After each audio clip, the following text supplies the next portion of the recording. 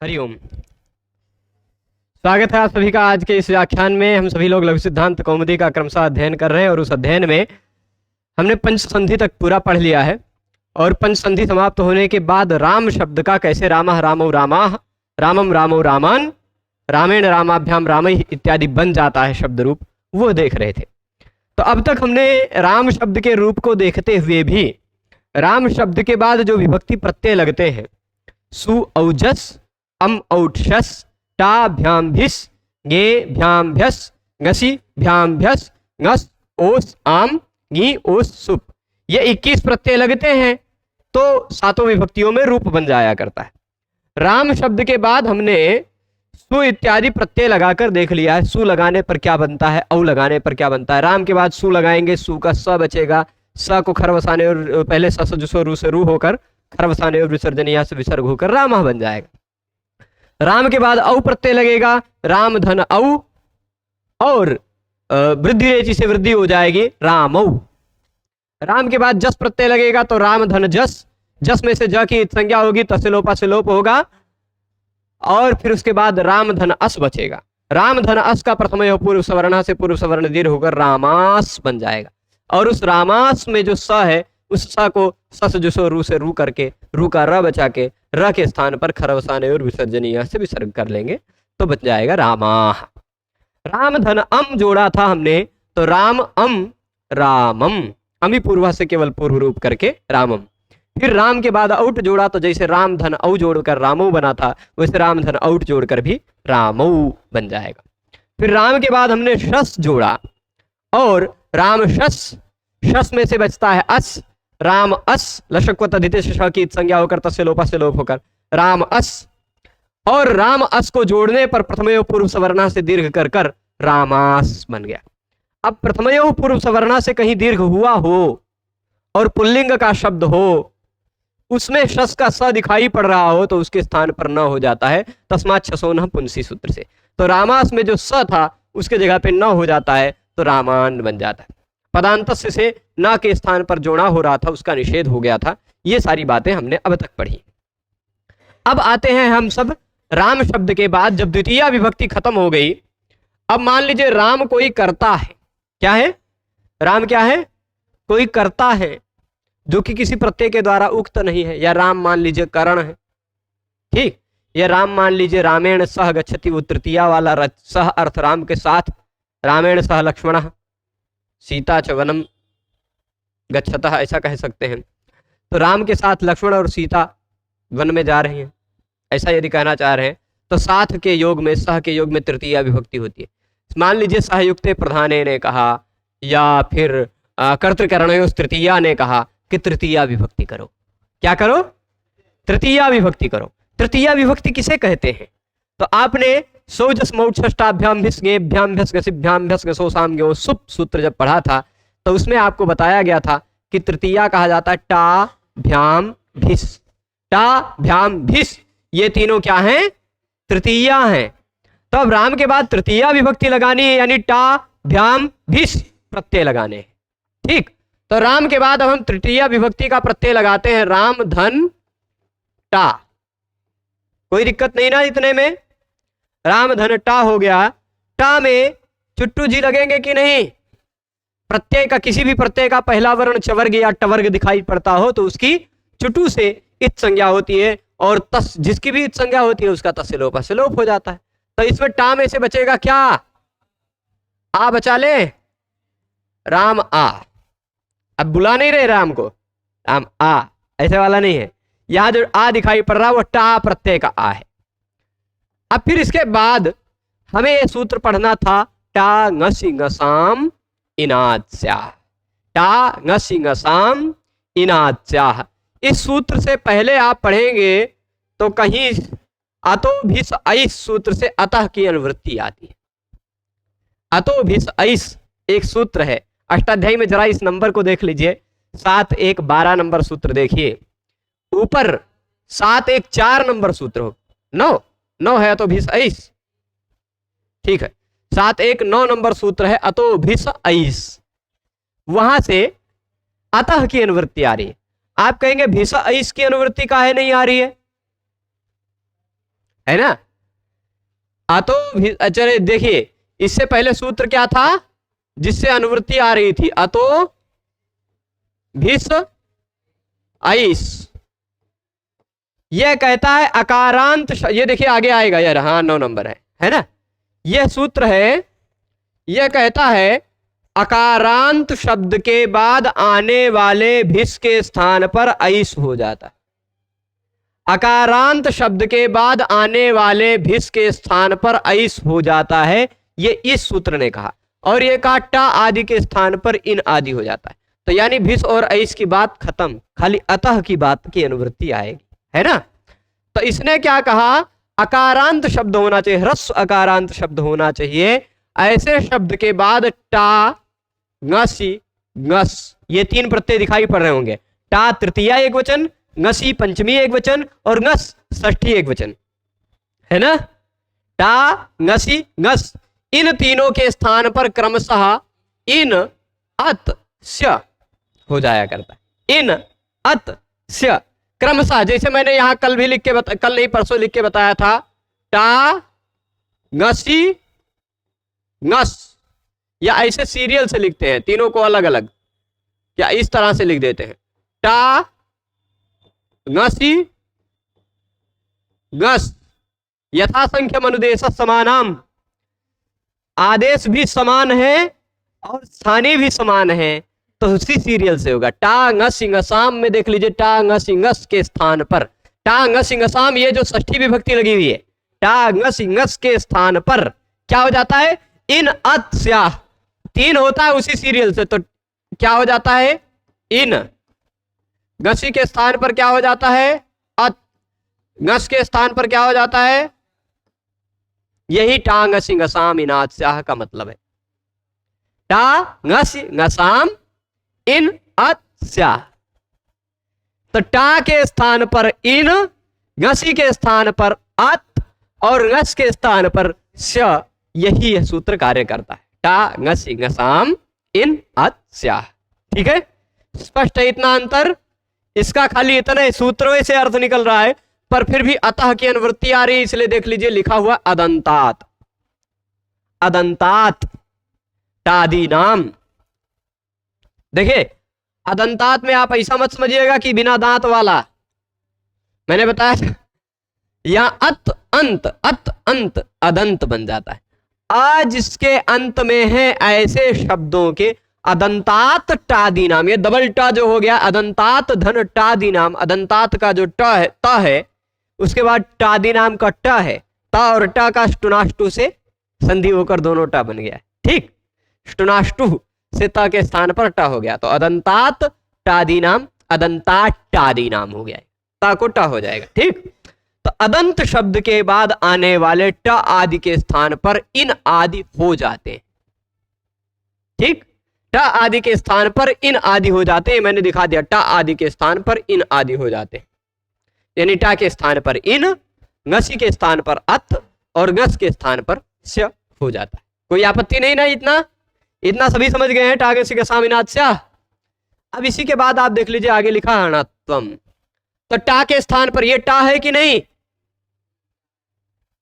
भाई, जो यहां पर टा की इत संज्ञा होकर टा की इत संज्ञा होकर तस्लोपा से लोप हुआ है, पर है तो वहां टा प्रत्यय ही तो है, जो है पर दिखाई नहीं पड़ता है, टा यहां है। और क्या कहा जाता है, कुत्ते की पूंछ कट जाए तो वो कुत्ता ही रहता है, वैसे ही टा की मूंछ कट गई है तो भी वह टा ही रहेगा, ठीक है। तो यह टा है, उसके स्थान पर टा ngसी ngसाम इनात स्याह से जब हमने कर दिया इन, टा है तो टा के जगह पे क्या हो जाएगा, इन। राम इन, राम इन, इसको जोड़ दीजिए।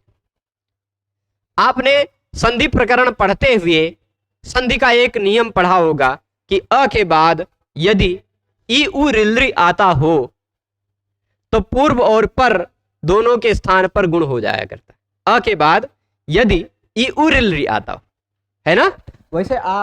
वैसे निष्कर्ष ये जो मैं बोल रहा हूं यह निष्कर्ष है। सूत्र में तो आद गुणा ने क्या कहा था, अवर्ण के बाद अच पर में हो तो गुण हो जाता है, पर निष्कर्ष क्या है, अ हो पहले उसके बाद ई उ रिलरी हो तो गुण हो जाता है।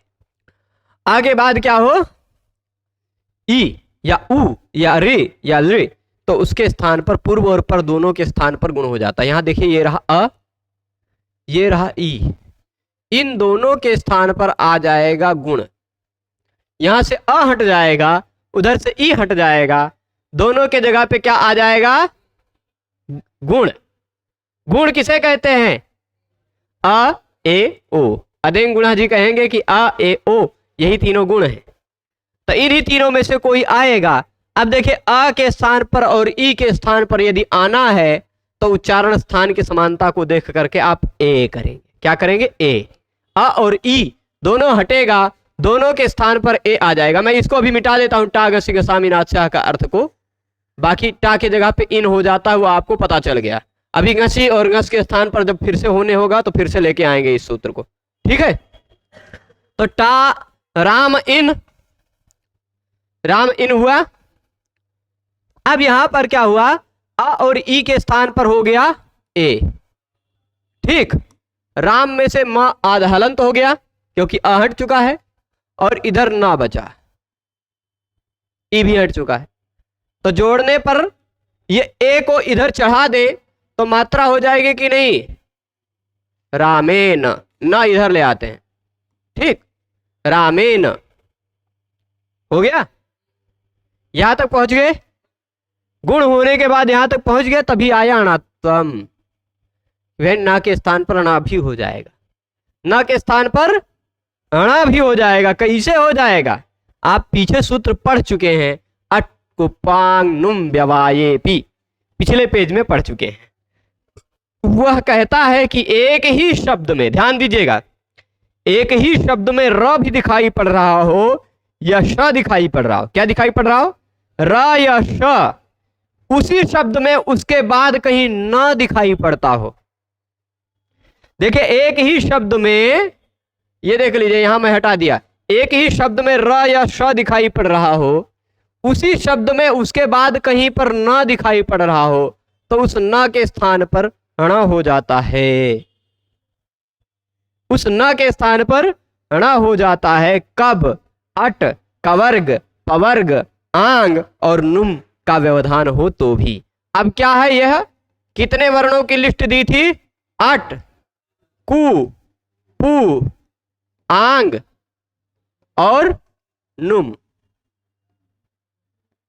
इतने वर्ण बीच में आते हो तो भी र और श के बाद आने वाले न के स्थान पर ण हो जाता है। अब आप देखिए र के बाद और न के बीच में, र और न के बीच में कितने वर्ण आ रहे हैं, आ रहा है, वह अट में आता है कि नहीं, आता है। म आता है, वह पू में आ जाता है, पवर्ग में। ए आता है, वो भी अट में, अ ई उ रे रे ए ओ आई औ, ए आ जाता है ना। तो अट, कवर्ग, पवर्ग, आंग, नुम, इन्हीं में से कोई वर्ण इसके बीच में दिखाई पड़ रहा है। इसलिए अट कुपांग नुम व्यवाये पी, जो सूत्र आप पढ़ चुके हैं, उस सूत्र से यहां न के स्थान पर ण हो जाएगा, बन जाएगा क्या, रामेण। यदि यही बालक शब्द होता तो बालकेन, अरुण शब्द होता तो अरुणेन। काहे, यहां ण नहीं हो पाता, क्यों, अरुण शब्द में ण नहीं हो पाएगा, क्यों, देख लीजिए, अरुण, उसके बाद इन था, इन को टांगे सिंह सामिनाचा से इन होकर उसको गुण करके अरुणेन न बना लिया। यहां आप देखिए र तो है, र के बाद न भी दिखाई पड़ रहा है, पर बिछुआ में जो ऊ है वह अट है, पर ण है, ना तो अट है, ना तो कवर्ग है, ना तो पवर्ग है, ना तो आंग है, ना तो नुम है। ण का व्यवधान होने के कारण न के स्थान पर ण नहीं हो पाएगा, तो अरुणेन, ठीक है। रा और न के बीच में, रा और न के बीच में इतने वर्ण आने चाहिए, या फिर ऐसे कह दे कि रा और न के बीच में, आसान ढंग से कहा जाए, रा और न के बीच में ये इतने वर्ण नहीं आने चाहिए। चू, क्या, टू, तू और शर, चू, टू, तू, शर नहीं आने चाहिए। चवर्ग, टवर्ग, तवर्ग और स, ये तीन, ये मतलब ये 18 वर्ण नहीं आने चाहिए। तो अब देखिए वो ण आ जा रहा है, ये टवर्ग का है, इसलिए ना नहीं हो पाएगा, ना को ना नहीं हो पाएगा। ठीक, तो रामायण तक पहुंच गए, टा प्रत्यय लगाने पर क्या बन गया यह भी आप जान गए। ठीक है, टा प्रत्यय लगा तो क्या बनेगा समझ गए सभी। अब जरा आगे चलते हैं, टा के बाद कौन सा प्रत्यय, द्वे कहे और द्विवचन का वचने कहेगा कि अगर दो कहना हो तो दो द्विवचन वाला प्रत्यय लगाएंगे हम। द्विवचन वाला प्रत्यय लगाएंगे तो द्विवचन में कौन सा प्रत्यय लगता है, भ्याम। टा के बाद किसकी बारी, भ्याम। आज राम शब्द खत्म करके जाएंगे, थोड़ा सा देर भी हो जाए तो भी कोई, क्योंकि 2-3 दिन से ये चल रहा है। कम से कम राम जी को तो खत्म कर दें, नहीं राम जी को नहीं, मतलब राम जी का शब्द रूप। तो राम और भ्याम, राम और भ्याम दिख रहा है। राम शब्द के बाद तृतीय द्विवचन का प्रत्यय हमने जोड़ा, कौन सा, भ्याम। तभी एक सूत्र लगा सुपिच। जरा इस सूत्र को निकाल कर देख लीजिए अष्टाध्यायी में, इसी से पहले आपको सूत्र मिल जाएगा अतो दीर्घो यई, मिल गया। कितने नंबर पर सूत्र मिलेगा वह, 101 पर मिला ना, इसी से तुरंत पहले अतो दीर्घो यई।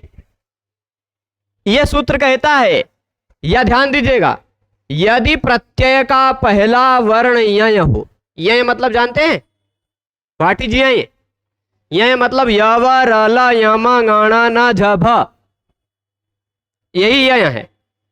हयवरट के य से शुरू होकर झभई के भ तक जो है वह यय है।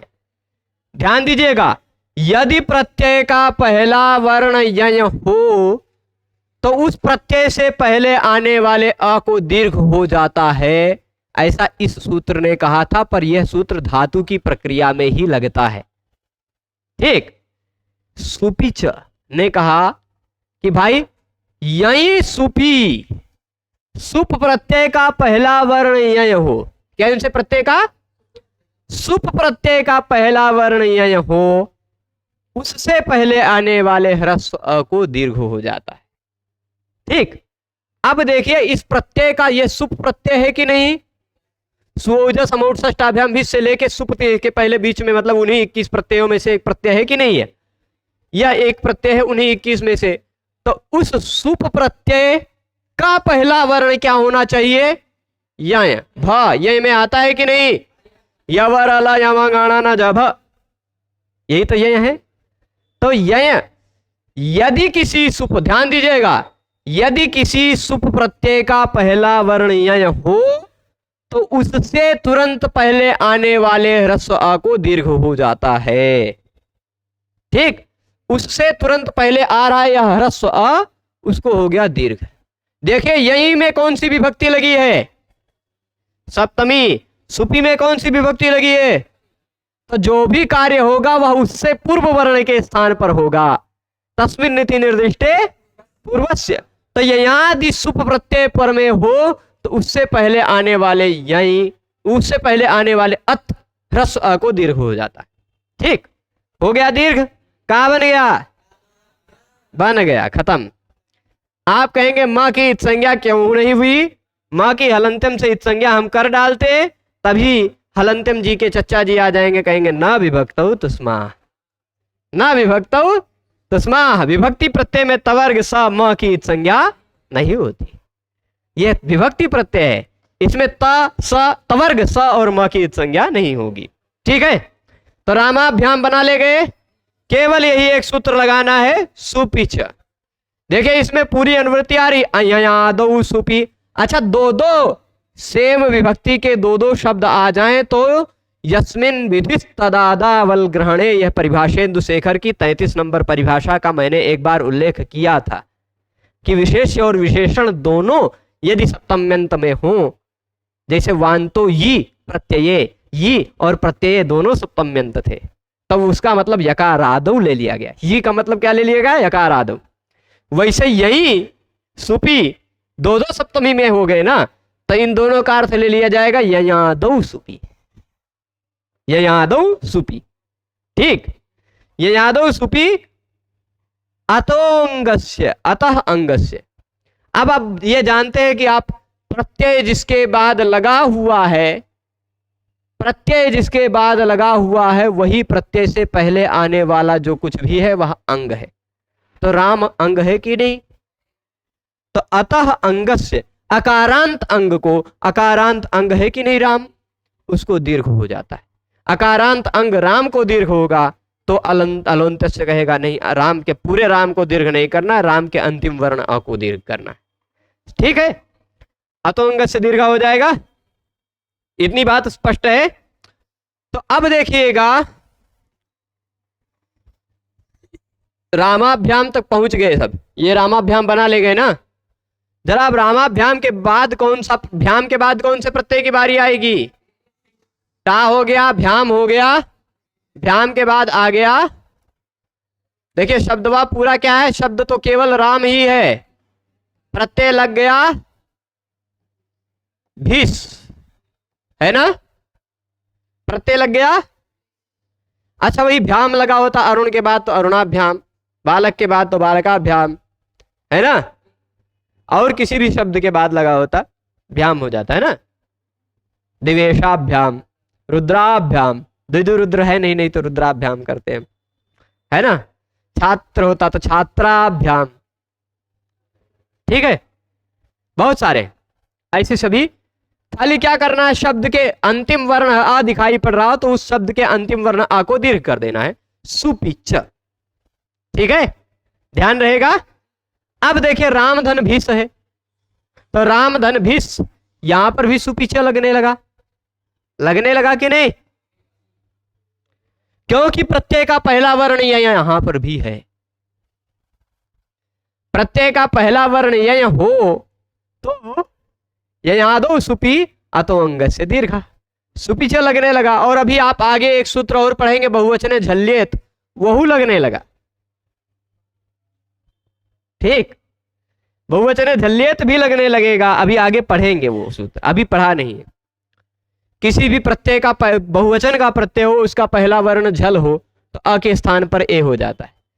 प्रत्यय कैसा हो, बहुवचन का, ये बहुवचन का है कि नहीं, टा भ्याम भीष, बहुवचन का प्रत्यय उसका पहला वर्ण झल हो तो उससे पहले आने वाले शब्द के आ के स्थान पर ए हो जाता है। जैसे रामेभ्यः, रामेभ्यः, रामेषु बनाएंगे ए करके, है ना, वैसे यहां रामे भीष कर दीजिए, आ को ए कर दीजिए, है ना। बहुवचन झल्येत ने कहा आ को ए कर दीजिए, सुपिचे ने कहा कि आ को दीर्घ कर दीजिए। तभी विप्रतिषेधे परम कार्यम, ये वाला पक्ष लिया था जो ऋषिराज पोपट जी ने, है ना, जिनका मैंने समाधान करते समय बताया था। तो ये देखिए नंबर जरा देखेंगे, सुपिच जो सूत्र है, सुपिच जो सूत्र है यह कहां पर है, 7-3-102 और अतो भी 7-1-9। विप्रतिषेधे परम कार्यम यदि देखने जाएंगे तो उसके आधार पर सुपिचा सूत्र ज्यादा बलशाली हो जाएगा, है ना। इसलिए क्या होता है यहां पर, अब ये ध्यान दीजिएगा, यदि आप सुपिचा से अ को आ कर देते हैं तो अतो भी ऐस नहीं लग पाएगा, क्योंकि ह्रस्व अकारांत शब्द बचेगा नहीं। यदि आप बहुवचन झल्येत से आ को ए कर देते हैं तो भी अतो भी ऐस नहीं लग पाएगा, है कि नहीं। तो ऐसे स्थिति में अतो भी ऐस सूत्र वही बेकार हो जाएगा, है कि नहीं। यदि, क्योंकि जब भीष प्रत्यय लगेगा, जब भी भीष प्रत्यय लगेगा तो भीष का पहला अक्षर भ ही तो रहेगा, तो सुपिचे तो लगभग करेगा, सुपिचा को रोक करके बहुवचन झल्येत तो लगेगा ही, बहुवचन है। तो अगर बहुवचन झल्येत ही सब जगह लग जाएगा भीष प्रत्यय में, तब तो अतो भीष ऐस की जरूरत ही नहीं, अतो भीष ऐस सूत्र व्यर्थ हो जाएगा, है कि नहीं। इसलिए अतो भीष ऐस व्यर्थ होकर अपवाद बन जाता है। और यह बताता है कि भाई यदि अकारांत शब्द के बाद भीष हो तो भीष के स्थान पर ऐस करो, यह सबसे ज्यादा महत्वपूर्ण कार्य। ठीक, तो अतो भीष ऐस सूत्र से भीष के स्थान पे हमने कर दिया ऐस। क्या कर दिया, अकारांत शब्द के बाद आने वाले भीष के स्थान पर ऐस हो जाता है। कर दिया, ये रहा ऐस, यही वाला ऐस किया है ना। अब अनेकालशित सर्वस्य, समस्या ये उठी कि अतः में लगी हुई है पंचमी विभक्ति। कौन सी विभक्ति? भिस में लगी हुई भिसः, षष्ठी विभक्ति। ठीक, ये है पंचमी, ये है षष्ठी, ये है प्रथमा। तो भिस के स्थान पर ऐस होगा, यह निकल कर आया निष्कर्ष। भिस के स्थान पर ऐस होगा। भिस में षष्ठी लगी हुई है, षष्ठी निर्देश के द्वारा कोई आदेश होता वह तो अंतिम वर्ण के स्थान पर होता है। अलोन्त्यस्य ने कहा था कि षष्ठी निर्देश के द्वारा किया जाने वाला आदेश अंतिम वर्ण के स्थान पर होता है, यानी पूरे भिस के स्थान पर ऐस ना होकर भिस का जो स है उसके स्थान पर होने लगे, तभी अनेकालशित सर्वस्य। अनेकालशित सर्वस्य आप सूत्र पढ़ चुके हैं पहले। यह कहता है कि ऐसा आदेश जो अनेक वर्णों वाला हो। कैसे? अनेक वर्ण वाला जो आदेश है, यह श की संज्ञा वाला जो आदेश है, वह अंतिम वर्ण के स्थान पर नहीं अपितु पूरे के स्थान पर आ जाता है। ठीक, तो अब देखिए यह ऐस कितने अल वाला है? एक अल वाला कि अनेक अल वाला? अनेक का मतलब जो एक न हो। इसमें देखिए ऐस में कितने अल हैं? एक और दो, दो अल है ना, तो यह अनेक अल वाला हो गया, एक नहीं है, यानी अन एक है, अन एक। ठीक, तो यह अनेकाल होने के कारण यह पूरे भिस के स्थान पर ऐस आएगा, केवल स के स्थान पर नहीं, पूरे भिस के स्थान पर आएगा। ऐसा अनेकालशित सर्वस्य सूत्र ने बताया। ठीक है, इस सूत्र का अर्थ नहीं लिखा हुआ यहां पर, यहां आपको अतो भिस ऐस का अर्थ नहीं दिखाई पड़ रहा है, क्योंकि ये जानते हैं कि आप लघु सिद्धांत कौमुदी में अब इतना पढ़ चुके हैं। अतः में लगी हुई है पंचमी, इसका मतलब होता है ह्रस्व अकारांत शब्द के बाद, तस्मादित्य उत्तर से आने वाले भिस के स्थान पर, भिसा में षष्ठी लगी है उसको समझ जाएंगे, ह्रस्व अकारांत शब्द के बाद आने वाले भिस के स्थान पर ऐस हो जाता, ये तो आप जानते ही है, इसलिए उसका वृत्ति में अर्थ में नहीं लिखा। खाली अब पता चला कि भिस के स्थान पर ऐस होगा, तो वह जो भिस के स्थान पर ऐस हो रहा है वह ऐस केवल भिस के स के स्थान पर ना हो जाए, यानी अलोन्त्यस्य के आधार पर पूरे भिस के स्थान पर हो। इसी के लिए पूरे भिस के स्थान पर वह ऐस आदेश हो, इसीलिए अनेकालशित सर्वस्य को याद कराते हुए यहां लिख दिया सूत्र में। तो पूरे भिस के स्थान पर आ गया क्या? ऐस। पूरे भिस के स्थान पर ऐस हो गया तो बन गया राम ऐस। अब यहां राम में आपको अ दिखाई पड़ रहा है, ऐस यहां दिखाई पड़ रहा है, राम ऐस, राम ऐस। अब एक चीज ध्यान दे दीजिएगा, अ और ऐ वृद्धि रेची लगेगा कि नहीं? वृद्धि रेची लगेगा कि नहीं? यहां प्रथम एवं पूर्व सवर्ण नहीं लग पाएगा, क्योंकि वह प्रथमा द्वितीय विभक्ति में ही लगता है। तो आ और ऐ के स्थान पर वृद्धि रेची से वृद्धि होकर, वृद्धि किसे कहते हैं? वृद्धि रेची ने कहा कि इन दोनों के स्थान पर वृद्धि कर दो, तो वृद्धि यही तीनों तो हैं, आ ऐ औ।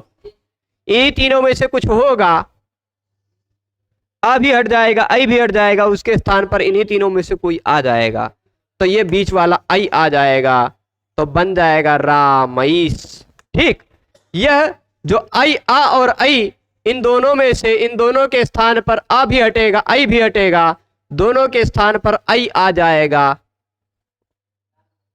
ठीक, रामईस हो गया।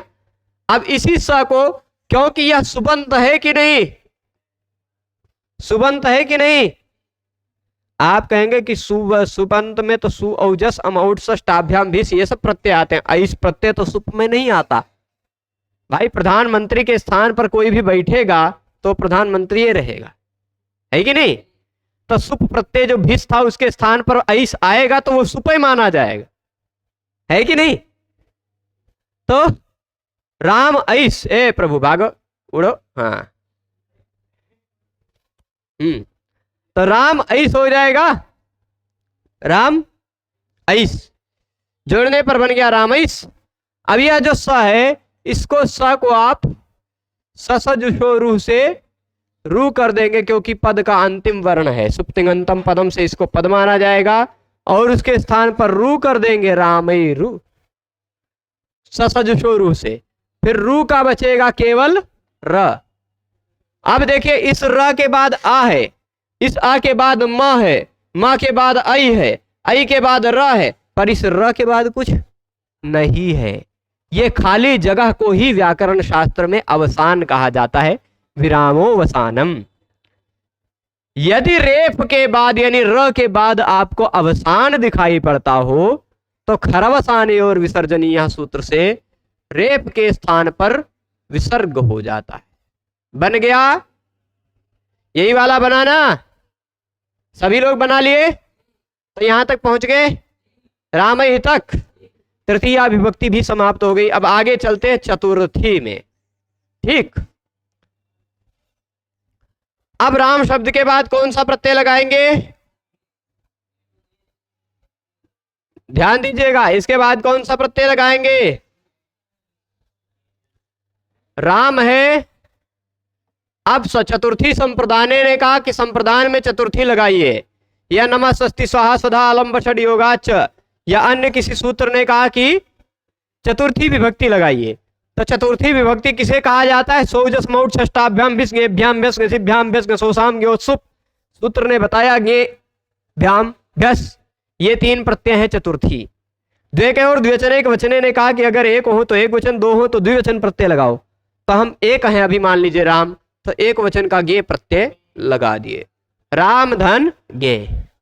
गे में से बचेगा क्या, ए, लशक्व तद्धिते, सूत्र से ल श और कवर्ग की संज्ञा हो जाती है यदि वह प्रत्यय के वर्ण, प्रत्यय के पहले वर्ण के रूप में आते हो, तद्धित से भिन्न प्रत्यय के पहले वर्ण के रूप में आते हो।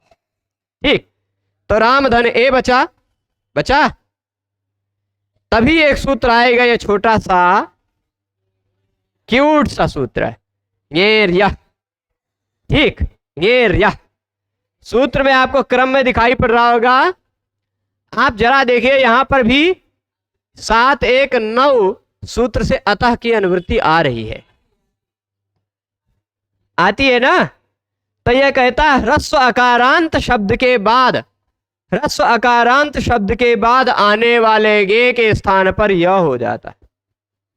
ठीक, सिंपल है कि नहीं, गेर यह, गेर यह, गे मतलब गे के स्थान पर, यह मतलब यह हो जाता है। कब, सभी गे के स्थान पर यह नहीं होगा, ऐसे गे के स्थान पर यह होगा जो गे ह्रस्व अकारांत शब्द के बाद आ रहा हो। ये रहा गे, ये रहा ह्रस्व अकारांत शब्द। अकारांत शब्द के बाद गे आता हो तो गे के स्थान पर हो जाता है यह, गेर यह। सिंपल है, कर दिया यह।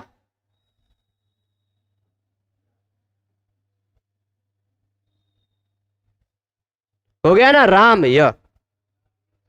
अब आपको ये वाला सूत्र पढ़ना है, समझना है।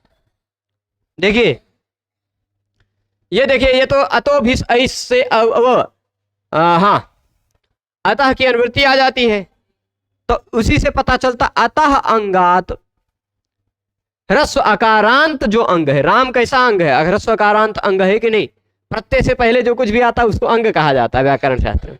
तो ह्रस्व अकारांत अंग, ह्रस्व अकारांत अंग से पर में आने वाले गे के स्थान पर या आदेश हो जाया करता है, गे हट जाता है, यह आ जाता है। ठीक है, कोई दिक्कत, यह भी अनेकाल है इसलिए पूरे के स्थान पर आएगा, क्योंकि यह में यह और अ दोनों है। और वैसे भी पूरे के स्थान पर ना भी आदेश करते, अलंत्य से भी करते तो एक ही वर्ण था ए, गे में से एक ए बचा था, उसी के स्थान पर यह आना था। ठीक है, तो अब हो गया यह। तब आपने पढ़ा स्थानी वदादेशो नल विधौ। अब आपको समझना पड़ेगा क्या है स्थानीय, क्या है आदेश, क्या है स्थानीय, क्या है आदेश, तो आप समझ जाएंगे स्थानीय वदादेशो नल विधौ। ठीक है, स्थानीय क्या है, यहां देख लीजिए, पहले क्या था, गे था, गे में से बचा था ए। गेर या सूत्र ने कहा कि गे के स्थान पर य जिसके स्थान पर हो रहा है वह है स्थानीय। जिसके स्थान पर आदेश किया जा रहा है वह क्या है? स्थानीय, यानी गे है स्थानीय। और जिसका विधान किया जा रहा है वह है आदेश। तो गे के स्थान पर जो आदेश हुआ है यह, गे हट गया है, यह बन गया है। यहां पर आप क्या कहेंगे? स्थानीय कौन हो गया? स्थानीय हो गया गे। ठीक, आदेश कौन हो गया? आदेश हो गया यह। अब आप कहेंगे गे प्रत्यय तो सुप प्रत्यय था, है कि नहीं? और यह प्रत्यय सुप प्रत्यय नहीं है, ऐसा कहने लगेंगे क्योंकि यह तो आदेश। तभी आपको स्थानीय वदादेशो नल विधौ बताएंगे, स्थानीय वदादेशो नल विधौ बताएंगे कि भाई ये जो आदेश है ना वो स्थानीय की तरह माना जाता है। ठीक, वह स्थानीय की तरह माना जाता है। किसकी तरह माना जाता है? स्थानीय की तरह। यानी यह जो यह है वह यह उन सभी विशेषताओं को धारण करेगा जिन विशेषताओं को गे धारण किया करता था। जो गे की विशेषताएं थी, मैंने अभी बताया ना, प्रधानमंत्री के स्थान पर जो बैठेगा वो प्रधानमंत्री तो रहेगा। तो सुप प्रत्यय के स्थान पर जो आदेश आया है वह सुप प्रत्यय ही माना जाएगा। ऐसा स्थानीय वदादेशो नल विधौ सूत्र ने आपको बताया। चलिए इस सूत्र का अर्थ और अच्छे से समझा देते हैं। आदेश, आदेश मतलब कौन है? यह आदेश यह है ना, वह स्थानीयवत होता है। स्थानीयवत मतलब स्थानीय जो था उसी की तरह माना जाता है।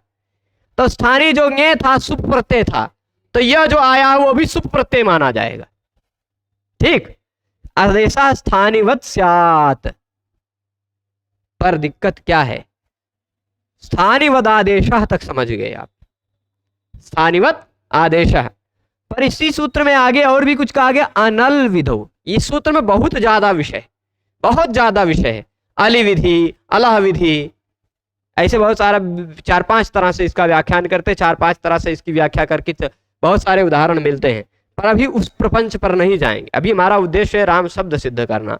तो इसका सारांशात्मक जो अर्थ है वह अभी आपको लघु कौमुदी के आधार पर बताते हैं। लघु कौमुदी वृत्तिकार ने जितना अर्थ बताया उतना अर्थ बताते हैं। ठीक है, तो आदेश स्थानीयवत स्यात्, आदेश स्थानीय की तरह होता है।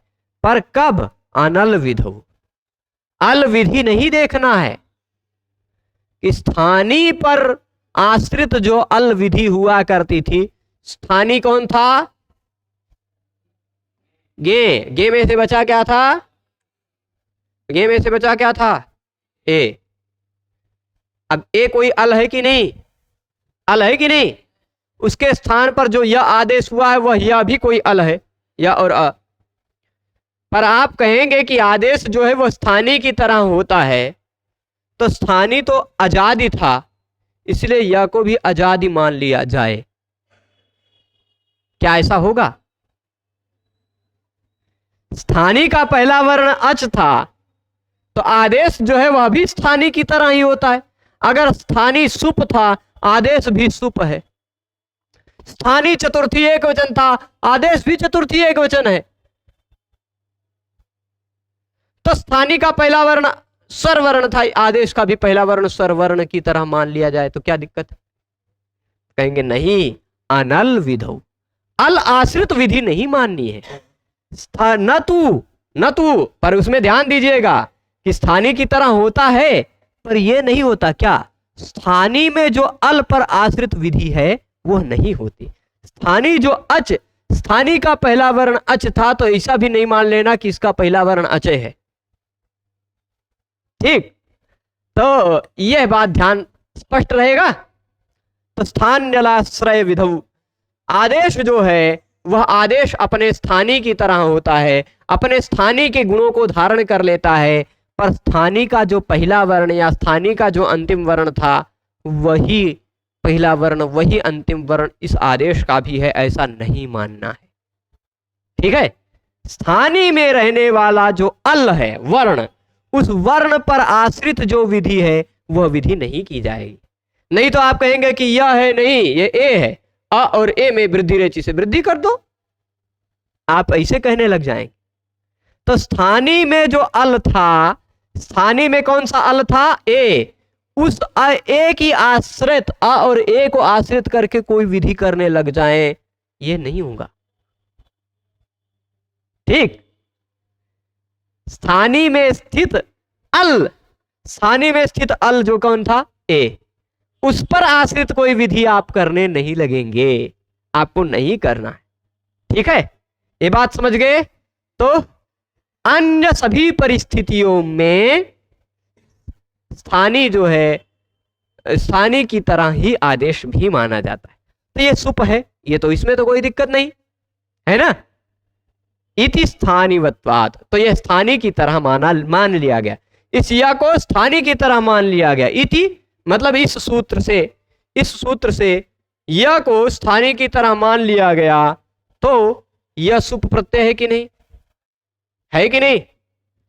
हम आजादी नहीं मान रहे, इसका पहला वर्ण अच है ये नहीं मान रहे, पर ये सुप प्रत्यय है ये तो मान ही सकते हैं, सुप प्रत्यय है ना। और सुप प्रत्यय का पहला वर्ण क्या है? या। यदि सुप प्रत्यय पर में हो तो सुपिच आप सूत्र पढ़ चुके हैं, पढ़ा है। प्रत्यय का पहला वर्ण ये हो, ये में या तो आता ही है, इसमें तो किसी को कोई आपत्ति नहीं।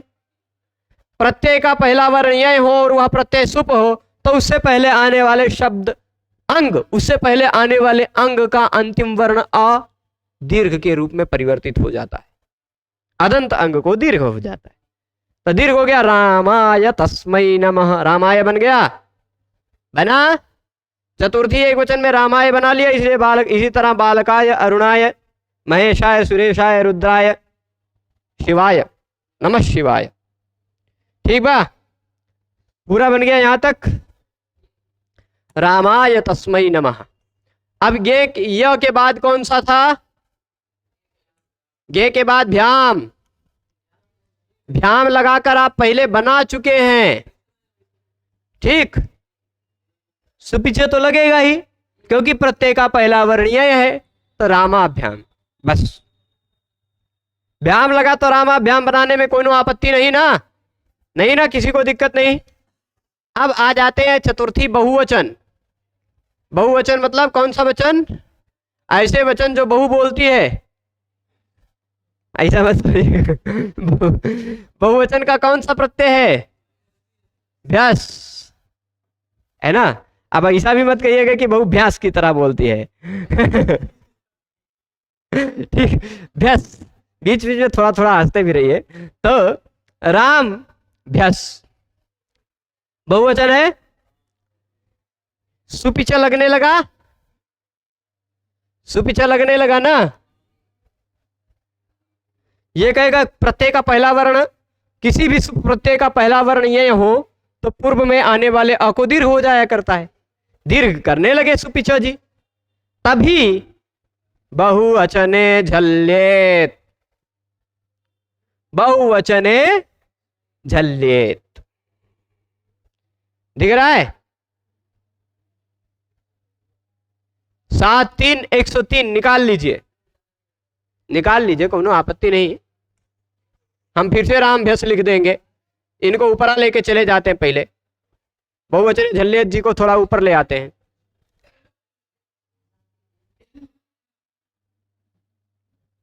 ठीक, दिख रहे हैं बहुवचन झल्लेत। इससे पहले आपको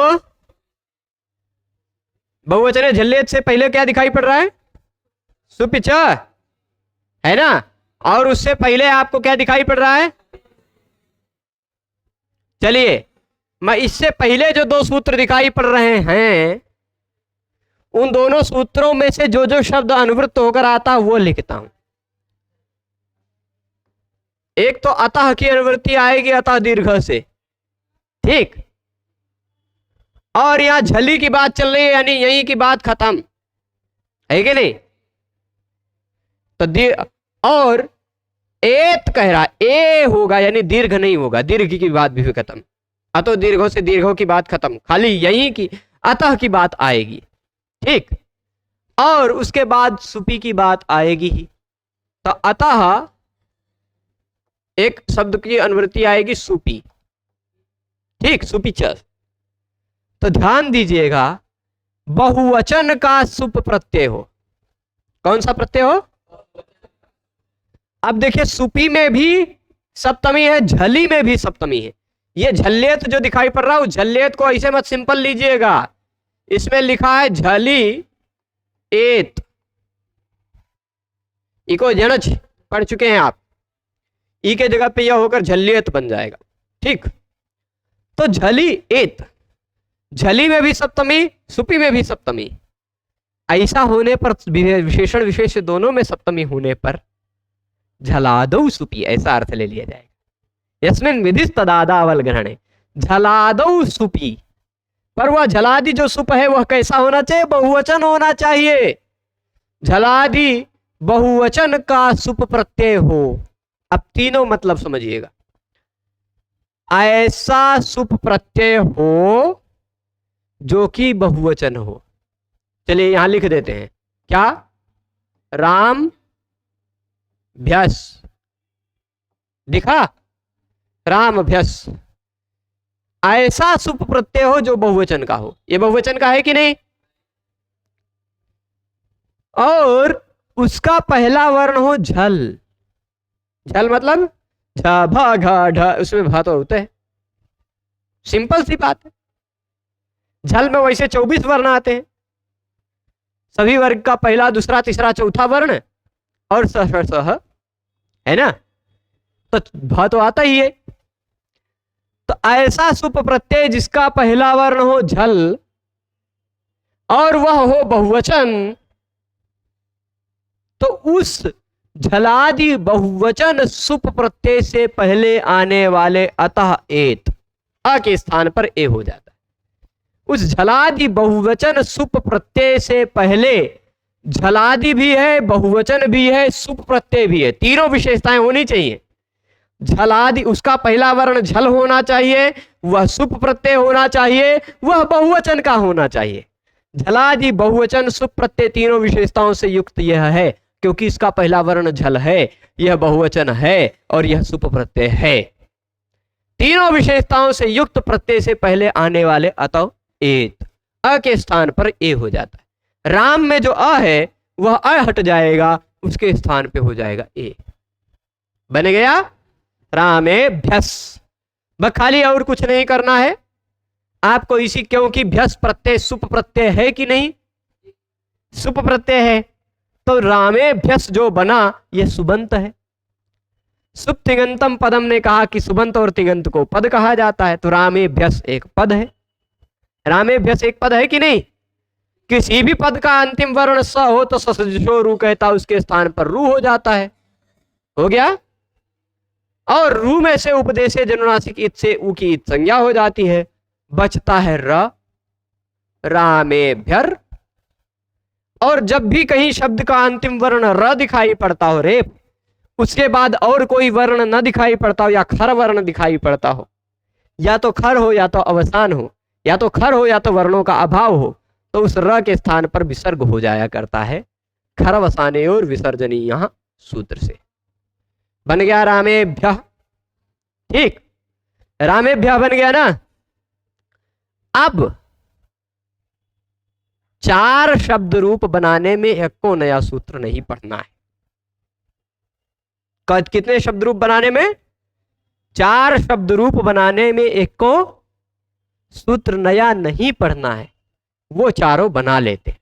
जल्दी जल्दी देखिए, भ्या हो गया, चतुर्थी बहुवचन का हो गया ना। अब जो जो नियम पढ़ चुके हैं आप उन्हीं को इंप्लीमेंट करते जाइए। पंचमी विभक्ति का प्रत्यय लगाया आपने, कौन सा प्रत्यय? राम है, उसके बाद है ngसी। कौन सा नियम आपने पढ़ा था?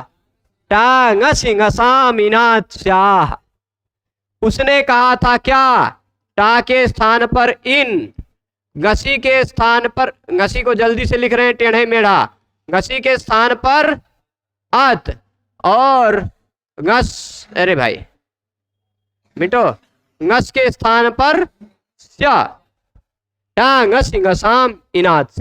शब्द का अंतिम वर्ण अ हो तो टा के स्थान पर इन, ngसी के स्थान पर अत और ngस के स्थान पर स्य हो जाता है। तो उस नियम के आधार पर पहले ngसी में से ng की संज्ञा कर लीजिएगा, लशक्कत देते से, और तस्लोपा से लोप कर लीजिएगा। ई की उपदेशे दिनुनासी की से संज्ञा करके तस्लोपा से लोप कर लीजिएगा, अस बचेगा ngसी में से। उस अस के स्थान पर टा ngसी ngसाम इनास्या सूत्र से क्या कर लीजिएगा, अत कर लिया। आकाश वर्ण दीर्घा से दीर्घ करिए, हुआ दीर्घ। तो जब अत राम और अत जुड़ेगा बन जाएगा, बना, बन गए ना। अब देखिएगा वावसाने, अब पद का अंतिम वर्ण तक, ये पद बना कि नहीं, ताकि संज्ञा होनी चाहिए थी कि नहीं, होनी चाहिए थी, लेकिन न विभक्त तुष्मा कहेगा नहीं, नहीं होगी, है कि नहीं। तो ताकि संज्ञा भी नहीं। और आपने नियम एक पढ़ा हुआ है, झलाम जसोनते, पढ़ा है कि नहीं।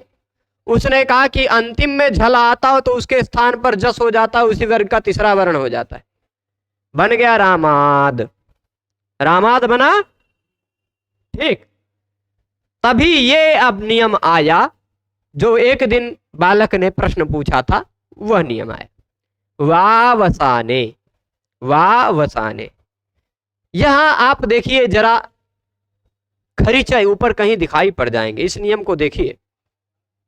8 4 56 अंतिम अध्याय का अंतिम पाद निकाल लीजिए, 12 13 सूत्र इसके बाद बचते हैं। कितने नंबर पर, 55, 45 नहीं 55, 55 पे आपको दिखाई पड़ रहे हैं खरीचा। खरीचा की याद आई, खरीचा जी क्या कह रहे थे, खरीचा कह रहे थे पहले हो झल, उसके बाद हो खर, तो झल के स्थान पर हो जाता है चर। पर खरीचा सूत्र के तुरंत बाद सूत्र क्या है, वा अवसाने। वा अवसाने ने कहा कि भाई अब अवसाने की बात शुरू हो गई, यानी खरी की बात खत्म है कि नहीं। तो अवसाने का मतलब यहां खरी की बात खत्म, मतलब अवसान की बात आ गई। अवसान में ना हलंत नहीं रहेगा, पूरा रहेगा। झल हो उसके बाद अवसान हो तो झल के स्थान पर वा यानी विकल्प से चर हो जाता है। ये रहा झल, झल है कि नहीं, झबगढ़ता दिख जाएगा, झल है। उसके तुरंत बाद कौन वर्ण है, नहीं है, अवसान है कि नहीं, विरामोवसानम। अगर अवसान हो तो उसके स्थान पर, झल के स्थान पर विकल्प से चर यानी उसी वर्ग का पहला वर्ण हो सकता है। यानी ऐसा विकल्प से होगा, जब नहीं होगा तो झलाम जसुनते वाला द वाला भी रूप मिलेगा, जब वो अवसाने से विकल्प से द को त हो जाएगा तो ऐसा वाला भी रूप मिलेगा। ठीक है, रामाद, रामात बन गया, कोई दिक्कत नहीं ना। देखिए अवसाने झलाम चरो वा, आपको उसी तरह खरीचा के सूत्र की तरह अर्थ निकाल कर दिखा दिया ना। अवसान पर में हो तो झल के स्थान पर विकल्प से चर हो जाता है। विकल्प से जब चर हो जाएगा यानी उसी वर्ग का पहला वर्ण चटा तक अप स में से कुछ हो जाएगा तो ता होगा, द के स्थान पे होगा, सामान्य सी बात है ता होगा, तो द के स्थान पर ता होकर रामात बन जाएगा विकल्प से। जब ता नहीं होगा तो रामाद ही रह जाएगा। ठीक, तो यह इन्होंने लिखा रामात रामाद दोनों रूप बनाए, बना, कोई आपत्ति नहीं ना। अब इसके बाद अगर भ्याम लगाएंगे तो दो बार बना चुके हैं, अब और नहीं बनाएंगे एक को बार। राम धन भ्याम सुपिच रामाभ्याम बन गया ये वाला। पंचमी द्विवचन में भी रामाभ्याम, पंचमी बहुवचन राम धन भ्यास। क्या हुआ, राम उसके बाद लगा प्रत्यय भ्यास, राम भ्यस। प्रत्यय बहुवचन है, प्रत्यय सुप है, उसका पहला वर्ण झल है। बहुवचन प्रत्यय का पहला वर्ण झल मिल रहा हो, बहुवचन सुप प्रत्यय का पहला वर्ण झल मिल रहा हो, उससे पहले शब्द का अंतिम वर्ण अ मिल रहा हो, अंग का अंतिम वर्ण अ मिल रहा हो तो अ के स्थान पर ए हो जाता है बहुवचने झल्लेत। पढ़ चुके हैं आप, ठीक, पढ़ा है ना। तो बहुवचने झल्लेत जी ने कहा आ को ए कर डालो, रामे भ्यस, स को सस जिसो रू से रू कीजिएगा, रू का बचाइएगा र के स्थान पर खरवसाने और विसर्जनी यहां से विसर्ग करके बना लीजिएगा रामे भ्या। ये बन गया, कोई दिक्कत नहीं ना यहां तक। तो आप पंचमी तक पहुंच गए, है ना, पंचमी तक पहुंचे। अब षष्ठी वाला भी बना ही लेते हैं। राम के बाद ngस, राम ngस, ठीक, टा ngस ngसाम इनात्स्या, टा ngस ngस के स्थान पर इन अत्स्य हो जाता है, उसके स्थान इसके कारण स्य हो गया। रामस्य बन गया कि नहीं, बन गया। आप कहें और कौन संधि का नियम नहीं लगा, यहां ना तो सुपी च लगेगा, क्यों, क्योंकि इसका पहला वर्ण यह नहीं है, यही मतलब यवर अला यमंगना न झभ, ना तो बहुवचन झल्लेत लगेगा क्योंकि यह बहुवचन नहीं है, ठीक, स्पष्ट है। ना तो बहुवचन झल्लेत लग पाएगा ना तो सुपी च लग पाएगा, तो वैसे का वैसा बचा रह जाएगा रामस्य रामस्य। कोई दिक्कत नहीं ना, बालकस्य, अरुणस्य, पुरुषस्य, छात्रस्य, ऐसे बनाते रहिएगा। हमारे एक मित्र थे, वो गुजराती भी इसी तरह बोलते थे, पांडे जी से केम छो से, ऐसे केम छो नहीं से लगा देते थे, सब में बस कह देते थे से लगाते जाइए संस्कृत होता जाएगा, है ना। चाय से पीवा से जाओ से छो से, चाय पिया जाओ छो, चाय पीने जा रहे हो, बस ऐसे वो प्रयोग करते रहते थे। से लग गया टांग सिंगसाम इनात्स्या, हो गया यहां तक षष्ठी एक वचन। अब ngस के बाद कौन सा प्रत्यय लगता है, राम के बाद हो गया ओस, ngस के बाद ओस की बारी आई ना। शेष षष्ठी ने कहा षष्ठी करो, द्वेक और द्विवचने द्विवचने वचने ने कहा द्विवचन का प्रत्यय लगाइए, तो राम ओस। अब आप बहुवचने झल्लेत के बाद वाला सूत्र देखिए, ये बहुवचन झल्लेत 103 था, ये रहा 104, ओसी च, यानी बहुवचन झल्लेत जो कार्य करता है वही कार्य ओस प्रत्यय हो तो भी हो जाता है, यह ओसी च ने कहा। सिंपल है ना, बहुवचन झल्लेत के तुरंत बाद है, आप देख लीजिए, है ना। तो ओस, अब देखिए जब ओसी की बात खत्म हो गई, ओसी की बात शुरू हो गई, तो झली की बात खत्म, और ओस तो बहुवचन में आते नहीं है, तो बहुवचन की भी बात खत्म। लेकिन अतः की बात आएगी, ठीक, अतः की बात आएगी, उसको रोकने के लिए कुछ नहीं आए। और एत को भी किसी ने नहीं रोका, बस बन गया। ओस प्रत्यय यदि लगा हुआ हो तो ओस प्रत्यय से पहले आने वाले अ के स्थान पर ए हो जाता है, यह इसका ओसी च का मतलब है। ओस प्रत्यय से पहले आने वाले अ के स्थान पर ए हो जाता है, यह ओसी च का मतलब है। कर दिया, ठीक, ओसी च। इसने क्या कहा, अतः, अतः की अनुवृत्ति आ ही रही है तो भी सही से, है ना। और अतः अंगस्य, अकारांत अंग का के स्थान पर ए हो जाता है। राम आ के स्थान पर ए हो गया, अतो अंगस्य एक आ रहा, यहां ऐकारा दिखाई पड़ रहा है, पर अतो अंगस्य एक आ रहा, अंगस्य एक आ रहा, इन दोनों में वृद्धि हो गई, अंगस्य एक आ रहा बन गया, ठीक। तो अकारांत अंग के स्थान पर ए हो जाता है, अलोन्त्यस्य के आधार पर हर्ष आ के स्थान पर ही ए हुआ, रामे ओस। अब यहां पर आपको एचो यवायाव की याद आएगी, आई, एच है, ये रहा एच ए, उसके तुरंत बाद कोई स्वरवर्ण है ये, तो एच के स्थान पर अय अव आय आव हो जाता है, यानी ए के स्थान पर अय, ओ के स्थान पर अव, आई के स्थान पर आय, औ के स्थान पर आव हो जाता है, होता है ना।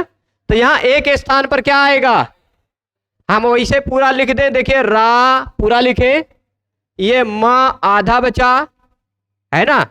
ए के स्थान पर आ गया आय और फिर ओस।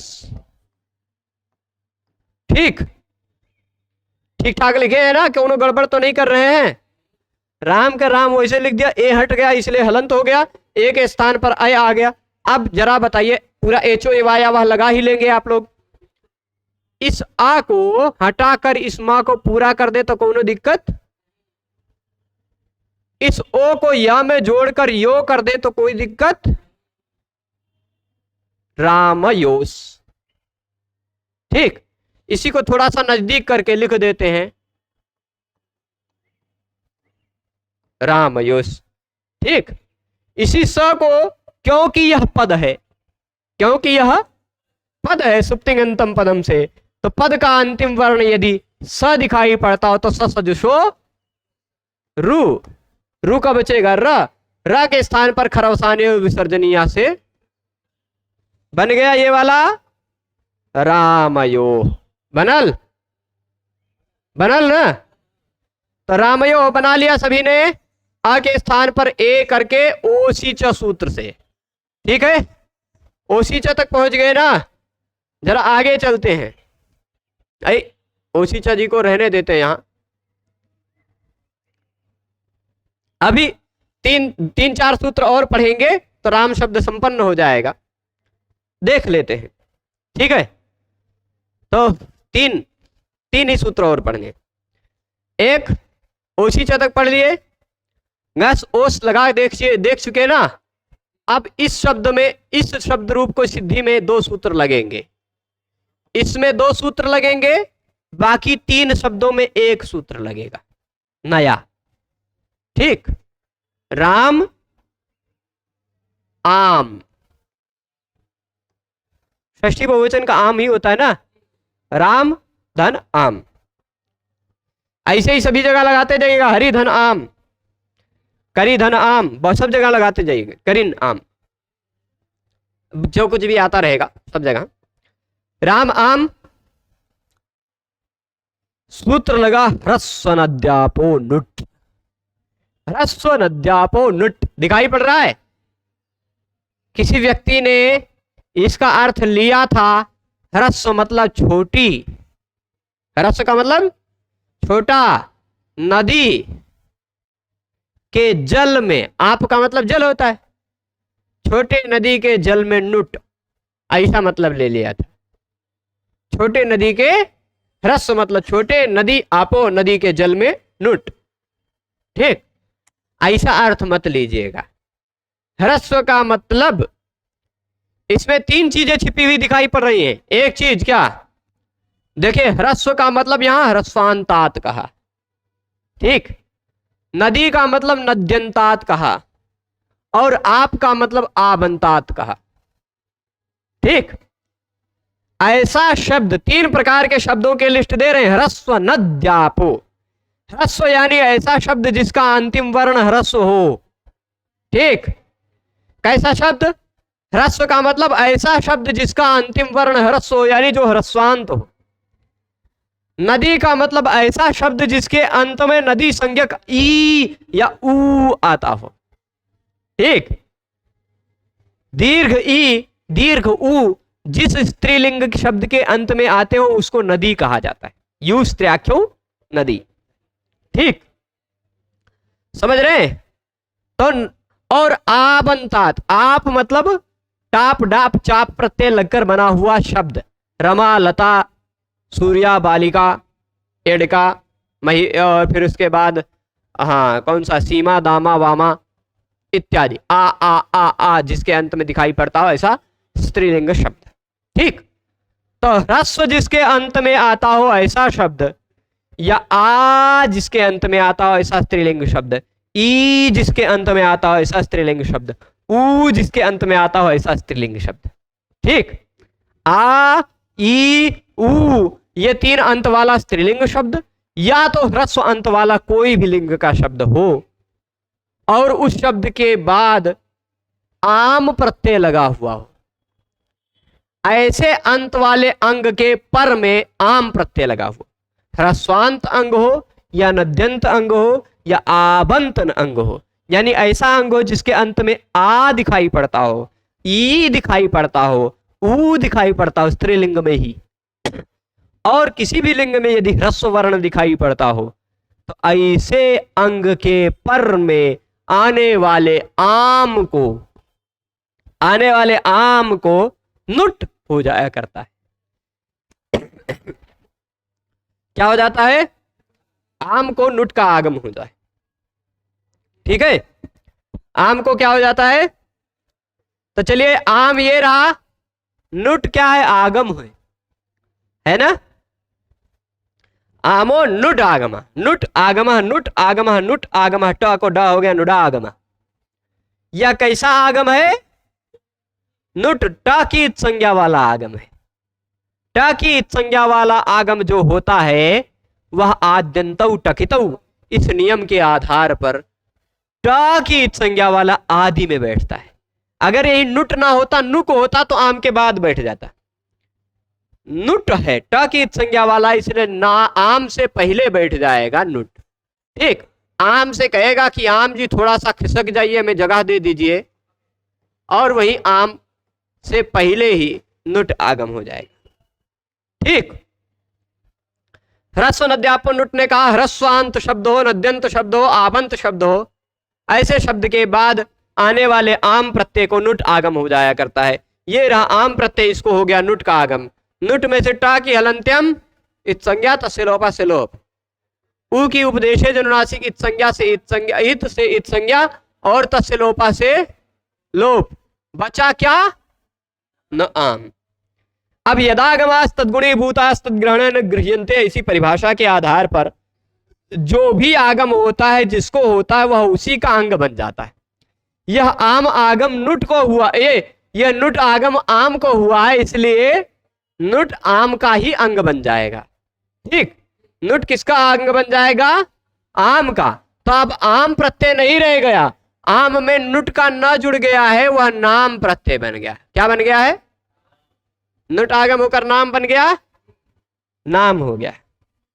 ठीक, अगला सूत्र लग जाएगा नामी। ठीक है, नामी यह कहता है ऐसा कोई शब्द हो जिसका अंतिम वर्ण अच हो, अजंत अंग। जरा 643 निकाल कर देख लीजिए क्या है। उससे ऊपर कौन सा सूत्र है? हाला, अंगस्य। ठीक, अंगस्य हला नामी। और हाँ, तो अंग, अंग क्या हो? इससे पिछले पाद से कहीं से अच की अनुवृत्ति आ रही, पिछले पाद से आ रही होगी। ठीक, अजंतस्य देख लेंगे। नाम प्रत्यय यदि पर में हो, नाम प्रत्यय यदि पर में हो तो उससे पहले आने वाले अजंत अंग को दीर्घ हो जाता है। ठीक है, तो यहां देखिएगा 643 हम निकाल लेते हैं। नहीं, अंगस्य नाम ही दीर्घ, खाली इतने अनुवृत्ति सहित आएगा अर्थ। और अच्छा, ये दीर्घ अगर विधान किया जा रहा है तो सीधी सी बात है, दीर्घ तो व्यंजन होता नहीं। व्यंजन कभी दीर्घ होता है नहीं। तो दीर्घ अगर का विधान किया जा रहा है तो 6-3-111 जरा देखिए, 6-3-111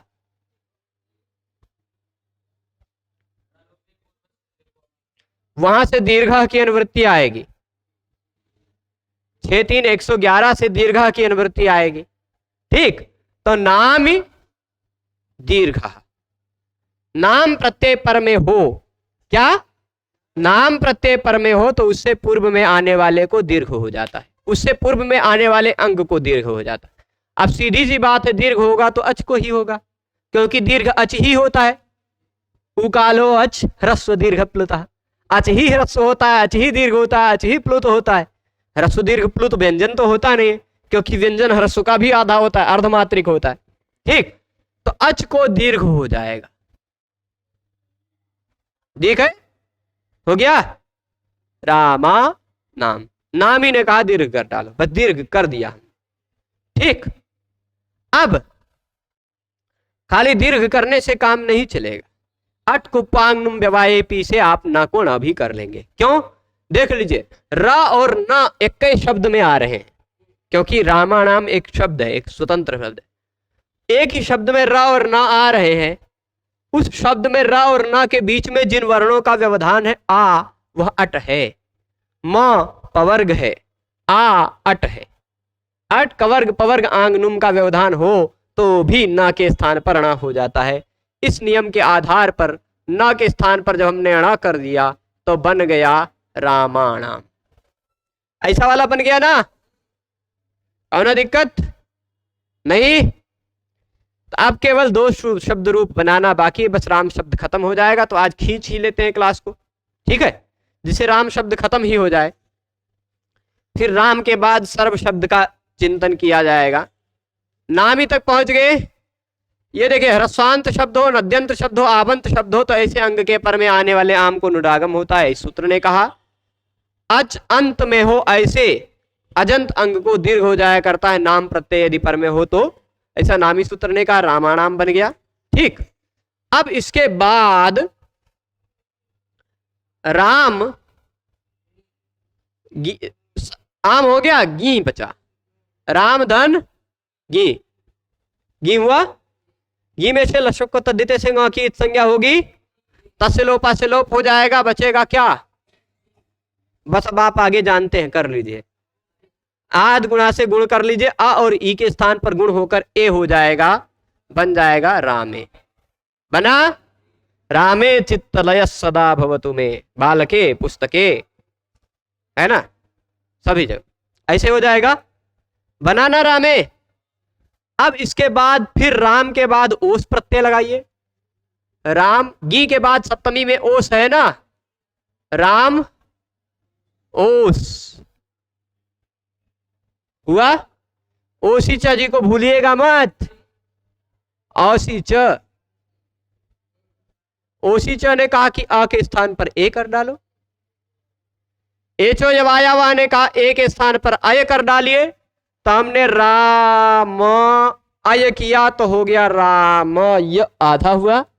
ओस का ओस जोड़ दिया, राम योस बन गया। सा को रू से रू करके, रू का र बचा करके खर बसाने और विसर्जन यहां से उसको विसर्ग कर दिया, रामयोह बन गया। रामे रामयोह तक पहुंच गए। अंतिम प्रत्यय लगा लेते सप्तमी बहुवचन का सुप। ठीक, राम के बाद सुप, पा की हलंत्यम से इत संज्ञा होगी कि नहीं? क्या छूट गया है? अभी अभी आगे, अच्छा एक चीज छूट गया, प्रश्न छूट गया, पूरा हो जाएगा तो पूछ लेंगे उसको भी। ठीक है, बहुवचने झल्लेत वाला ना, बहुवचने झल्लेत में एक प्रश्न पूछा था, छूट गया, कोई बात नहीं, अभी बता देते हैं। तो राम धन सुप, ठीक, तो आपको एक सूत्र ध्यान आएगा, बहुवचन प्रत्यय है कि नहीं? बहुवचन प्रत्यय का पहला वर्ण झल है ना, यहां पहला वर्ण झल है, तो बहुवचने झली। देखिए ये प्रत्यय सुप प्रत्यय है, बहुवचन भी है, जिसका पहला वर्ण झल भी है। जब गढ़ा जब गढ़ा खप छठा चढ़ता कप हाँ, उसमें झल में स दिखाई पड़ जाएगा। तो बहुवचने झल्लेत कहेगा कि अ के स्थान पर ए कर दो, रामेश सुपी एत्वे कृते, सुप प्रत्यय लगाया और एत्व कर दिया, तब क्या लगेगा? अगला सूत्र लगेगा, वह देख लेते। फिर उसके बाद एक जो प्रश्न बचा रह गया है वह भी बता देंगे। रामेशु ऐसा है, तभी अगला सूत्र लगेगा क्या? एते कृते ए कर डाला, तब लगा आदेश प्रत्ययो। क्या था? रामे और सु। यह सुप प्रत्यय लगता है तो कहीं कहीं सु छोटा सा वाला मिलता है, कहीं कहीं सु शु षटकोण वाला मिलता है। कहां सु मिलेगा, कहां शु मिलेगा, इसका पहचान क्या है, वो ये सूत्र है, आदेश प्रत्यययोः, आदेश प्रत्यययोः। इस सूत्र को निकाल कर देखेंगे अष्टाध्यायी में, तो इससे पहले आपको सूत्र मिलेगा, ठीक मिल रहा है, और फिर इसके पहले ये कितने नंबर पर, 59 पर है ना, उससे पहले 55 नंबर सूत्र भी देख लीजिए, अपदान्तस्य अपदान्तस्य मूर्धन्य। इस सूत्र से मूर्धन्य की अनुवृत्ति आएगी कि नहीं आएगी, ठीक। यह कहता है, अब ध्यान दीजिए, इतने चारे शब्द से पूरा अर्थ समझ में आ जाएगा। अच्छा, इससे पहले और कहीं स की भी अनुवृत्ति आ रही होगी, सहे साढ़ा स है ना, तो वह सह भी लिख देते हैं। जरा रामेशु जी को ऊपर थोड़ा सा और लिख के फिर जिन जिन की अनुवृत्ति आ रही उनको लिख देते हैं, तब पूरा अर्थ समझ में आएगा, ठीक। सह की भी अनुवृत्ति आती है, ठीक। तो यह कहता है स के स्थान पर, ध्यान दे दीजिएगा, इण को, ये सुनिएगा, इण अथवा कवर्ग, इण अथवा कवर्ग के पर में आने वाला स हो। किसके पर में आ रहा हो, इण अथवा कवर्ग के पर में आ रहा हो। इण मतलब क्या होता है, इ उ रि ऋ ए ओ ऐ औ ह य व र ल, और कवर्ग कु मतलब क ख ग घ ङ। कितने वर्ण दे रहे, इण मतलब इ उ रि ऋ ए ओ ऐ औ 8, ह य व र ल 5, 13 वर्ण, और कवर्ग मतलब 5, 18 वर्ण, ठीक। इन 18 वर्ण, इण को मतलब 18 वर्णों के बाद यदि स आता हो और वह स आदेश का या तो प्रत्यय का हो, तो उस स के स्थान पर मूर्धन्य हो जाता है। यह इसका मतलब है। ध्यान दीजिएगा, यहां जो स आ रहा है, यह स किसका है, प्रत्यय का है। किसी आदेश का स हो या तो प्रत्यय का स हो, आदेश प्रत्ययो स, आदेश और प्रत्यय के स के स्थान पर मूर्धन्य हो जाता है। मूर्धन्य हो जाता है यानी यही स मूर्धन्य श बन जाएगा, तो शु हो गया, ठीक। अब देख लीजिए, इण कुभ्याम, ये इण कुभ्याम लिखा कि नहीं, इण अथवा कवर्ग के पर में आने वाले अपदांत, अपदांत से मूर्धन्य से अपदांत की भी अनुवृत्ति आती। इण अथवा कवर्ग के पर में हो, पद का अंतिम वर्ण ना हो, स पद का अंतिम वर्ण नहीं है ना, नहीं तो रामईस इत्यादि में भी स कर को मूर्धन्य करने लग जाते। तो अपदांत जो आदेश का अथवा प्रत्यय का अवयव, आदेश का अथवा प्रत्यय का अवयव जो स है, उसका मूर्धन्य आदेश हो जाया करता है। उस स के स्थान पर मूर्धन्य आदेश हो जाया करता है। इस नियम के आधार पर स को मूर्धन्य श कर दिया गया, तो बन गया ईषद विवृतस्य सा। अब देखे, मूर्धन्य आदेश होगा स के स्थान पर, स के स्थान पर क्या होगा, मूर्धन्य। मूर्धन्य कौन कौन से हैं, ट, ठ, ड, ढ, ण और रि, र और श, इतने हैं ना मूर्धन्य। अब इसमें अब स के स्थान पर होना है, किसके स्थान पर होना है, स के स्थान पर होना है।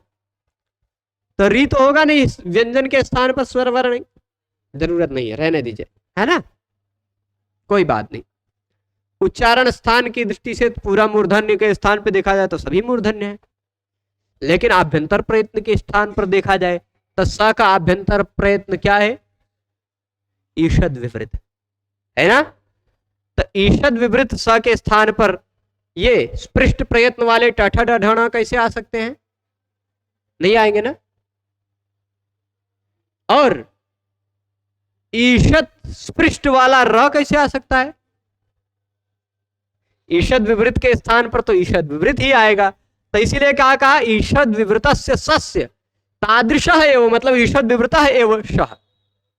ईषद विवृत श था, उसके स्थान पे ईषद विवृत श ही आएगा। तो बन जाएगा क्या, रामेशु बना लेंगे ये ऐसा वाला। तो रामेशु बनने के बाद, एक मिनट, इसी तरह रामेशु बनाने के बाद क्या कह रहे हैं, एवं, ध्यान दीजिएगा, इसी तरह कृष्ण इत्यादि जो अन्य अदंत शब्द हैं जिसके भी अंत में अ आ रहा हो, ऐसे कृष्ण इत्यादि, कृष्ण, अरुण, वरुण, गरुण, सब जितने भी अ अंत में आ रहे हैं ऐसे सभी शब्द इसी तरह रूप बनेंगे। रामः रामौ रामाः, रामं रामौ रामान्, रामेण रामाभ्याम रामैः, रामाय रामाभ्याम रामेभ्यः, रामात् रामाभ्याम रामेभ्यः, रामस्य रामयोः रामाणाम, रामे रामयोः रामेषु। और संबोधन भी हमने बनाया था, राम रामौ रामाः। ठीक, तो ये राम शब्द के सभी रूप हमने देख लिए। अब इसके बाद से सर्व इत्यादि शब्दों को कल एक बार पढ़ेंगे, पर इसमें एक प्रश्न बचा रह गया है। वह प्रश्न, हाँ, पूरा हम बताएंगे। अब पहले एक प्रश्न बहुवचन झल्येत में प्रश्न छूटा गया था, रामेभ्या तो बनाया था हमने, पर सुपी की में एक ऐसा प्रश्न पूछा, पचध्वम। ठीक, मान लीजिए पच एक धातु है, उसमें कर्तरी शब्द से शब्द का अ बचा हुआ है, वह जुड़ गया है। ठीक, तो पच पूरा हो गया है। और उसके बाद आत्मने पद के मध्यम पुरुष का बहुवचन तिप्तसि सिप्तस्थ मिपवस्मस् त आताम झ थास आथाम, ध्वम प्रत्यय जुड़ा हुआ है, पच ध्वम। बहुवचन है कि नहीं? बहुवचन का पहला वर्ण ध है, बहुवचन प्रत्यय है, बहुवचन प्रत्यय का पहला वर्ण ध है जो कि झल है, झप घट है कि नहीं? तो बहुवचने झल्लेत से इस आ के स्थान पर ए हो जाना चाहिए था, है कि नहीं? पर बहुवचने झल्लेत में सुपी की अनुवृत्ति आती है। बहुवचन प्रत्यय तो हो, पर वह बहुवचन प्रत्यय सुप प्रत्यय हो, तिंग नहीं। ये तो तिंग है, ये तो तिंग प्रत्यय है, इसलिए बहुवचने झल्लेत नहीं लग पाएगा। क्योंकि जो प्रत्यय बहुवचन हो उसका पहला वर्ण झल भी हो, पर वह प्रत्यय सुप भी हो, तिंग नहीं। ठीक, इसलिए सुपी कहने के कारण ही पचध्वम में आ को ए नहीं हो पाया। ठीक है, ये एक समाधान हो गया। अब इसको राम शब्द के जितने भी रूप आपने रामः रामौ रामाः, रामम रामौ रामान्, रामेण रामाभ्याम रामैः इत्यादि आपने बनाया है अभी तक, इसको एक बार आवृत्त करके आइएगा। कल सर्व शब्द के रूप को पढ़ाने से पहले हम पूरा संक्षिप्त में रामः से लेकर रामेशु तक एक बार संक्षिप्त में 10 मिनट के अंदर पूरा बताएंगे कल एक बार। तो आप लोग पुनः आवृत्ति करके आइएगा। कुछ प्रश्न है, बोल दीजिए। हाँ, नीचे, पहले नीचे करना पड़ता है। नहीं, इधर नीचे कि इधर नीचे? ठीक, एक बताओ।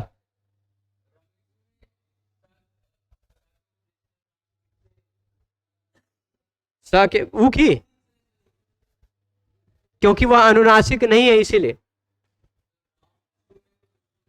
क्योंकि वह अनुनासिक है इसलिए। जहां इत संज्ञा होती हो वहां समझ लीजिए कि अनुनासिक है, जहां इत संज्ञा ना होती हो वहां समझ लीजिए वह अनुनासिक नहीं है। ठीक है, यही बात है। प्रतिज्ञानुनासिक क्या पाणिनीय। ठीक है, तो इसलिए यहां पर ऊ की इत संज्ञा वाला स्वरूप नहीं दिखाई पड़ता है कहीं भी। हम साहित्य में देखिए, व्याकरण की पुष्टि कहां है? साहित्य में। साहित्य में आप पढ़ते हैं तो सभी जगह सु वाला रूप दिखाई पड़ता, स वाला नहीं, है ना? इसलिए रामे रूप नहीं दिखाई पड़ता। सु में से ऊ की भी इत संज्ञा करके स बचाते तो उसका विसर्ग करते रामे रूप बनता, है ना? तो वैसा रूप कहीं दिखाई नहीं पड़ता, इसलिए हम समझ लेते हैं कि यह अनुनासिक नहीं है। ठीक है, स्पष्ट है? तो आज यही रोकते हैं।